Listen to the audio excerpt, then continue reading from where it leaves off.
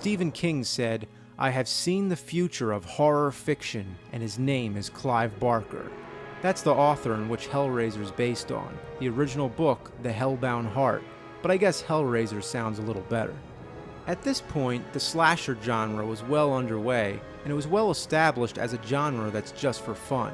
You watch a horror movie to be entertained, and sometimes even laugh. But Hellraiser is a movie that's so fucked up you don't even look at it unless you want to be freaked out of your mind.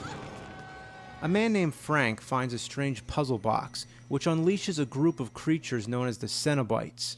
They're basically a masochist's dream because they're all about causing pain using hooks and chains. But they go as far to rip Frank apart. But he's not really dead, he's just a decayed mess underneath the floorboards, I guess. His brother Larry moves into the house with his family. Larry accidentally cuts himself, and the drops of blood go under the floorboards. Like the hammer Dracula, that's all it takes to resurrect Frank's dead body. But now he's just a sickening sack of guts with no flesh. In order to become fully human again, he needs more blood. So he uses his brother's wife to lure men back to kill them. Which is strange considering how many people get killed, it only gradually builds his body back, even though all it took to begin with was a little bit.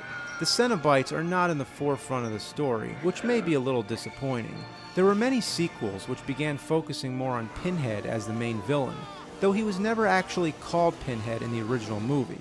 He was never my favorite of the Cenobites. I like the guy with the teeth and the melted face, or even better, those weird creatures that start appearing at the end. Is that not fucking great or what? Watching this movie is like having a very creative nightmare. Nothing makes sense. But why should it?